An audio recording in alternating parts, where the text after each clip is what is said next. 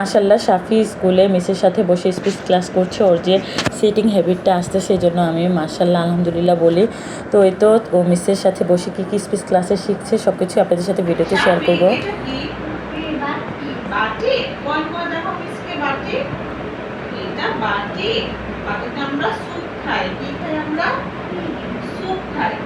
আসসালামু আলাইকুম, নতুন একটি ব্লগ ভিডিওতে আপনাদের সবাইকে স্বাগতম জানাচ্ছি। আশা করি সবাই ভালো আছেন, আমি আল্লাহর মতো ভালো আছি। সকাল সকাল ভিডিওটি শুরু করেছি, যেহেতু সকালবেলায় এখন ঘুম থেকে উঠতে হয়, কারণ রাফির স্কুল থাকে, শাফিকে স্কুলে নিয়ে যেতে হয়। সব মিলিয়ে সারাটা দিন অনেক ব্যস্তময় যায়। তারপর আলহামদুলিল্লাহ দিন শেষে এটাই প্রাপ্তি যে বাচ্চাদের নিয়ে তো ব্যস্ত থাকে। তো এই তো আমি এখানে সকালবেলা ঘুম থেকে উঠিয়ে রান্নাবান্না বসিয়ে দিয়েছি, যেহেতু শাফিকে স্কুলে নিয়ে যাব সেজন্য আমি ঘুম থেকে ওঠার পরে রাফিকে স্কুলে দিয়ে তারপরে আবার একটু ঘুমিয়েছিলাম। তারপর উঠে আমি 8:30টার দিকে রান্না শুরু করে দিয়েছি। আর এই তো আমি এখানে আইড় মাছ ভুনা করবো, সেজন্য আমি মশলা কষিয়ে নিয়েছি। আর মশলা কষিয়ে আমি টমেটো কুচি দিয়ে দিচ্ছি। টমেটোতে আজকে আইড় মাছ ভুনা করবো। ওদিকে আমি আইড় মাছটাও কিন্তু ভেজে নিয়েছি। আর অন্যদিকে আজকে আমি ছোটো যে ঝাটকা ইলিশ, সেই ঝাটকা ইলিশ কড়া করে ভেজে নেবো। আর এই ঝাটকা ইলিশটা কিন্তু আমার অনেক পছন্দের একটা মাছ। আর এই তো এদিকে আমি টমেটোটা ভালোভাবে কষিয়ে নিয়েছি। আর টমেটোটা কিন্তু আমি একেবারেই গলিয়ে দেবো, সেজন্য খুন্তি দিয়ে বারবার নেড়ে চেড়ে দিচ্ছি যাতে টমেটোটা একেবারেই গলে যায়, তাহলে ঝোলটা একটু ঘন ঘন হবে। তো আমি বারবার নেড়ে চেড়ে দিচ্ছি। আর ঝোলটা আমার একেবারেই ঘন ঘন হলেই মাছ ভুনা ভালো লাগে। তো সারাদিন আসলে অনেকটা ব্যস্তময় চলে যায় শাফিকে নিয়ে। যেদিন থেরাপি থাকে, মানে সপ্তাহে 3 দিন থেরাপি থাকে আর 5 দিন স্কুল টাইম। তো যেদিন থেরাপি থাকে সেদিন সকালবেলায় বাসা থেকে বের হতে হয়, সেজন্য আমার সব কিছুই আগে থেকেই আমি গুছিয়ে রাখি। রাতের বেলা যেগুলো আমি আগামীকালকে রান্না করবো সব কিছুই রাতের বেলা গুছিয়ে রাখি, কারণ দিনের বেলাটা ঝটপট রান্না করি। তো এই তো আমি এখানে আমার মশলা কষিয়ে আমি এখন ভাজা মাছগুলো দিয়ে দিচ্ছি। আর আমি সবসময় মাছ রান্না করি বা মাংস যেটাই রান্না করি না কেন, মশলাটা ভালোভাবে কষি। আর আপনি যখনই মশলা কষাবেন, যখন দেখবেন তেলটা উপরে ভেসে উঠছে, তখনই ভাববেন যে মশলাটা পারফেক্ট কষানো হয়েছে। তো আমি ভালোভাবে এখন মশলাটা কষে মাছ দিয়ে তারপর একটু নেড়েচেড়ে ঝোল দিয়ে দিলাম পরিমাণ মতো। তো আমি লবণটা চেক করে নিলাম। আর আমি কিন্তু তরকারি রান্না করলে সবসময় এই কাজটা করি, লবণটা ঝোল দেওয়ার পরে চেক করি। তো লবণটা চেক করে দেখতেছি সামান্য লবণ লাগবে, তো আমি লবণটা দিয়ে আবার নেড়েচেড়ে ঢাকনা দিয়ে ঢেকে রেখে দিব। 10 মিনিটের মধ্যে আমার দুইটা মাছই হয়ে যাবে। তো আমি মাছটা ভুনা করছি আর এই যে মাছটা ভেজে নিচ্ছি। আর মাছ রান্নার পাশাপাশি সবসময় আমাদের বাসায় একটা ভাজি থাকে, কারণ মাছের সাথে একটা ভাজি না হলেই হয় না। তো যেহেতু আমার এখন সময় নেই, তা মা ভাজিটা করে নিবে।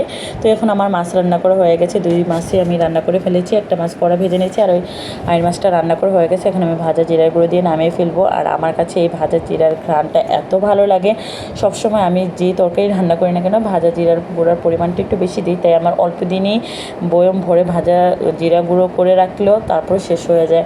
তো এই তো আমি এখন চুলাটা অফ করে দিয়েছি। আর এখন আমি রুটি ভেজে নিয়েছি, নাস্তা খাবো। তো এই যে ডালটা, এটা হলো হোটেলের ডাল। তো রাফিকে ওর ফুপা কিনে দিয়েছিল সকালবেলা, রাফির ফুপা রাফিকে নিয়ে এসেছে।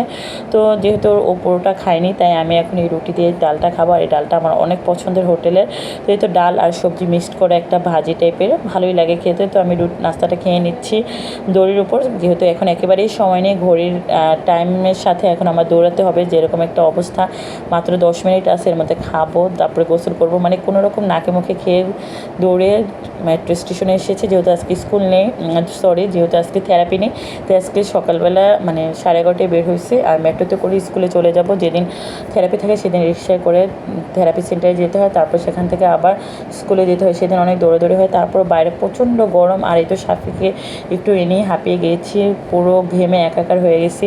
তো অনেকেই ভাবেন যে অনেক বাচ্চাদের নিয়ে ঘোরাঘুরি করি বা কী কাজ, কিন্তু আসলে যা আমার মতো যারা স্পেশাল বাচ্চার মা তারাই জানেন যে আসলে ওদের ক্যারি করাটা বা ওদের নিয়ে যাতায়াত করাটা কতটা কষ্টকর। তো দিন শেষে মানুষ শুধু হাসি মুখটাই দেখে, হাসির আড়ালের কষ্টটা কেউ দেখে না। তো যাই হোক, তারপর আলহামদুলিল্লাহ দিন শেষে বাচ্চাদের জন্য হলেও ভালো আছে, ওদের জন্যই ব্যস্ততা। তো এই তো আমাকে টায়ার্ড দেখে শাফির মিস আমাকে এক কাপ কফি বানিয়ে দিয়েছে। আর সে আমাকে খুবই পছন্দ করে, ভালোবাসে। সেজন্য আমি আসলেই সে আমাকে খুব ভালোবাসা সহকারে টেক কেয়ার করে, যেহেতু শাফিকে নিয়ে অনেক দূর থেকে কষ্ট করে যাই। কিছু কিছু ভালোবাসা দেখলেও আসলে ভালো লাগে। আর এই তো শাফির মিস এখন শাফিকে স্পিচ ক্লাস নিচ্ছে। শাফি কী কী শিখেছে তাও আপনাদের সাথে শেয়ার করছি। পানির কল, এটা এটা পানির কল। ইয়েস শাফি, এটা কি? বাটি। বাটি কোন কোন দেখো মিসকে বাটি। এটা বাটি, বাটিতে আমরা স্যুপ খাই। কি খাই আমরা? স্যুপ খাই। এটা বাটি। এটা কি সাফি? বাটি। বাটি। এটা কি সাফি? এটা বাটা। গাছ। এটা গাছ। একটু পরেই সাফির ছুটি হয়ে যাবে, তাই অপেক্ষা করছি সাফির বের হবে, সেজন্য সব রেডি করে নিয়েছি ওর ব্যাগ ট্যাগ। তো এই তো আমি অপেক্ষা করছি, এর মধ্যেই সাফি চলে এসেছে।